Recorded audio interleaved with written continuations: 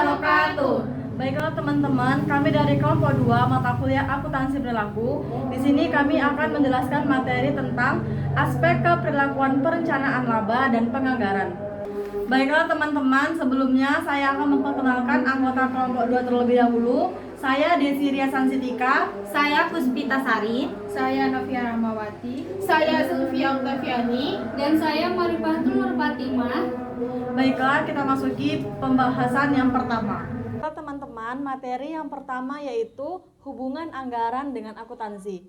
Nah, anggaran dengan akuntansi ini memiliki hubungan yang sangat erat karena akuntansi menyajikan data historis yang sangat bermanfaat untuk mengadakan estimasi yang akan dituangkan dalam anggaran yang nantinya akan dijadikan sebagai pedoman kerja di waktu yang akan datang. Nah, yang selanjutnya yaitu pengertian anggaran. Anggaran di sini merupakan rencana yang disusun secara sistematis yang meliputi seluruh kegiatan perusahaan yang dinyatakan dalam unit moneter yang berlaku untuk jangka waktu tertentu di masa yang akan datang. Sedangkan penganggaran menurut Kariku 2010 adalah proses perencanaan operasi keuangan suatu usaha. Nah, bisa dikatakan penganggaran ini sebagai alat manajemen untuk membantu mengatur dan merumuskan perencanaan pada kegiatan manajemen. Tujuan penyusunan anggaran sendiri terbagi menjadi 5, yaitu yang pertama untuk menyatakan harapan atau sasaran perusahaan secara jelas dan formal sehingga bisa menghindari kekacauan dan memberikan arah terhadap apa yang hendak dicapai manajemen. Nah, tujuan yang kedua untuk mengkomunikasikan harapan manajemen kepada pihak-pihak terkait sehingga anggaran dapat dimengerti, didukung, dan juga dilaksanakan. Tujuan yang ketiga yaitu untuk menyediakan rencana terperinci mengenai aktivitas dengan maksud mengurangi ketidakpastian dan memberikan pengarahan yang jelas bagi individu dan kelompok dalam upaya mencapai tujuan perusahaan. Tujuan yang keempat yaitu untuk mengordinasikan cara atau metode yang akan ditempuh dalam rangka memaksimalkan sumber daya. Nah, tujuan yang terakhir yaitu untuk menyediakan alat pengukur dan mengendalikan kinerja individu dan kelompok serta menyediakan informasi yang mendasar perlu tidaknya tindakan koreksi. Materi yang selanjutnya yaitu model penyusunan anggaran. Penyusunan anggaran sendiri harus menyadari bahwa kondisi perusahaan ditentukan oleh kondisi bisnis, ekonomi, sosial, dan juga politik.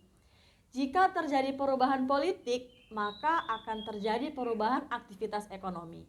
Selanjutnya, menentukan aktivitas bisnis dan perusahaan.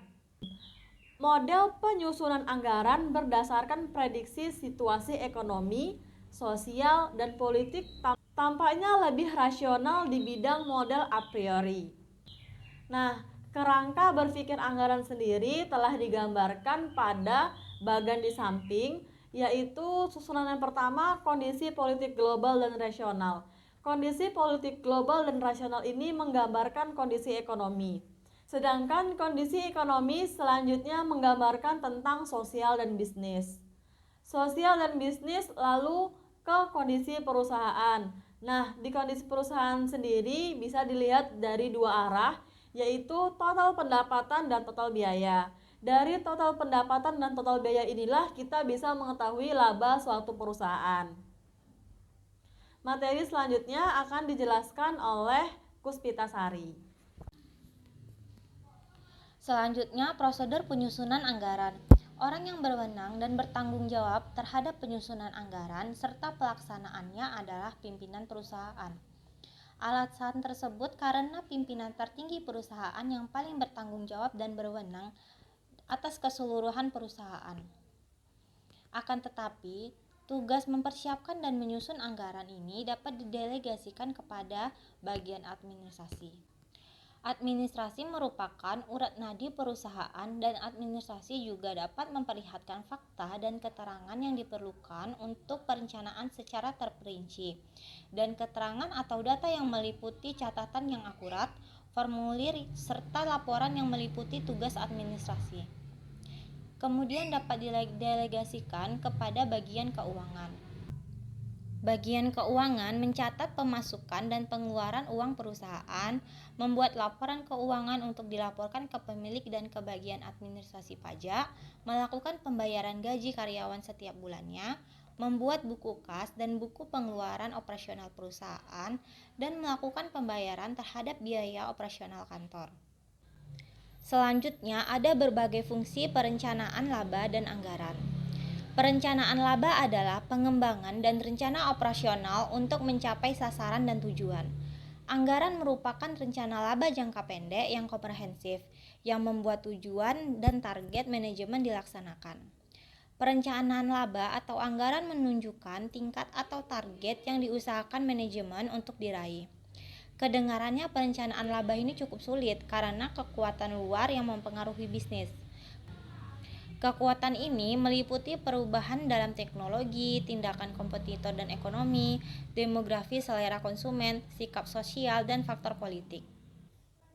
Kemudian pandangan perilaku terhadap proses penyusunan anggaran.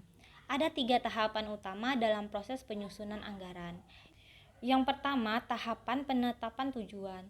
Tujuan realistis yang ditetapkan melalui partisipasi yang berarti akan mempengaruhi tingkat aspirasi atau hanya sekedar berbicara tanpa berbuat terhadap masalah itu. Dapat menimbulkan efek samping berupa berbagai perilaku disfungsional. Kemudian tahap kedua ada tahap implementasi. Pada tahap implementasi, rencana formal tersebut digunakan untuk mengomunikasikan tujuan dan strategi organisasi, serta untuk memotivasi orang secara positif dalam organisasi. Konsep ilmu keperilakuan utama yang mempengaruhi tahap implementasi adalah komunikasi, kerjasama, dan koordinasi. Yang ketiga ada tahap pengendalian dan evaluasi kinerja. Varians yang menguntungkan dan kinerja di atas standar akan mengidentifikasi bagaimana masa depan akan memperoleh manfaat dari transfer pengetahuan dan teknologi ke operasi yang serupa. Selain itu, varians yang menguntungkan dapat mengidentifikasi kebutuhan akan penyesuaian anggaran. Baiklah, selanjutnya akan dijelaskan oleh Marifatul Nur Fatimah. Nah, yang ke-8 itu ada konsekuensi disfungsional proses penyusunan anggaran. Itu ada 4. Poin yang pertama, rasa tidak percaya. Nah, yang pertama itu anggaran cenderung untuk terlalu menyederhanakan atau mendistorsi situasi real dan gagal untuk memungkinkan dimasukkannya variasi dalam faktor eksternal. Yang kedua, anggaran mencerminkan variabel kualitatif seperti pengetahuan mengenai tenaga kerja, kualitas bahan baku, dan efisiensi mesin secara tidak memadai. Yang ketiga, anggaran seringkali digunakan untuk memanipulasi penyelia sehingga ukuran kinerja diindikasikan dicurigai. Dan yang terakhir, laporan anggaran menekankan pada hasil bukan pada alasan. Nah, poin yang kedua itu ada resistensi. Satu alasan utama untuk resistensi anggaran adalah bahwa anggaran menandai dan membawa perubahan sehingga merupakan ancaman terhadap status quo. Alasan lain dari resistensi anggaran adalah bahwa proses anggaran merupakan waktu dan perhatian yang besar. Manajer atau penyelia mungkin merasa terlalu terbebani dengan adanya permintaan yang ekstensif atas waktu dan tanggung jawab rutin mereka. Banyak dari alasan tersebut dapat diatasi dengan mendidik manajer dan penyelia mengenai manfaat yang dapat diperoleh dari penyusunan anggaran tersebut. Poin yang ketiga itu ada konflik internal. Gejala umum dari konflik adalah ketidakmampuan untuk mencapai kerjasama antar pribadi dan antar kelompok selama penyusunan anggaran. Konflik internal menciptakan lingkungan kerja yang kompetitif dan bermusuhan. Konflik dapat menyebabkan orang berfokus pada kebutuhan departemennya sendiri secara eksklusif daripada kebutuhan organisasi secara total. Situasi ini menyebabkan keselarasan tujuan menjadi lebih sulit, jika tidak mungkin untuk dicapai. Nah, poin yang terakhir itu ada efek samping lain yang tidak diinginkan. Salah satu konflik yang timbul adalah terbentuknya kelompok informasi yang kecil yang bekerja menentang tujuan dari anggaran. Efek samping lainnya yang tidak diinginkan yang dapat berkembang adalah penekanan yang berlebihan pada kinerja departemental dan kurang menekankan pada kinerja organisasi secara keseluruhan. Tanpa pendidikan anggaran, kerjasama semacam itu mustahil akan terjadi. Tanpa memerdulikan seberapa canggihnya teknik anggaran, proses anggaran dapat menjadi pemborosan terhadap dana perusahaan jika masalah potensial tidak dibahas sebelumnya dan diselesaikan. Baiklah, poin yang 9 itu ada relevansi konsep ilmu keperilakuan dalam lingkungan perencanaan. Nah, di sini ada 3 poin. Poin yang pertama, dampak lingkungan perencanaan. Perilaku manusia bersifat adaptif dan berbeda dari satu lingkungan kerja ke lingkungan kerja lain. Dengan demikian, dalam satu lingkungan, tindakan tertentu oleh manajemen puncak dapat mendorong perilaku dan hasil anggaran yang menguntungkan. Sementara, tindakan yang sama di lingkungan yang berbeda dapat mendorong perilaku yang tidak diinginkan dan hasil anggaran yang disfungsional. Poin yang kedua yaitu ukuran dan struktur organisasi. Ukuran dan struktur organisasi mempengaruhi perilaku manusia dan pola interaksi dalam tahap pencapaian tujuan, implementasi, dan pengendalian serta evaluasi terhadap proses perencanaan. Ukuran organisasi mungkin dipandang sebagai jumlah karyawan, nilai dolar dari pabrik fisik, volume penjualan jumlah kantor cabang, atau ukuran kuantitatif lainnya yang membedakan organisasi. Dan yang terakhir yaitu gaya kepemimpinan. Gaya kepemimpinan juga mempengaruhi lingkungan perencanaan organisasi. Teori X dari McGregor menjelaskan gaya kepemimpinan yang otoriter dan dikendalikan secara ketat, di mana kebutuhan akan efisiensi dan pengendalian mengharuskan pendekatan manajerial untuk berurusan dengan bawahannya. Untuk memantau kinerja bawahan, pimpinan ini menugaskan staf mereka untuk mengumpulkan informasi yang memungkinkan dilakukannya pengawasan secara tidak langsung. Filosofi untuk mendorong perilaku bawahan yang diinginkan adalah gaji mereka dengan baik dan awasi mereka dengan ketat. Baiklah, selanjutnya adalah stabilitas lingkungan organisasi. Faktor yang mempengaruhi lingkungan perencanaan adalah lingkungan eksternal. Lingkungan tersebut meliputi iklim politik dan ekonomi, ketersediaan pasokan, struktur industri yang melayani organisasi, hakikat persaingan, dan lain sebagainya.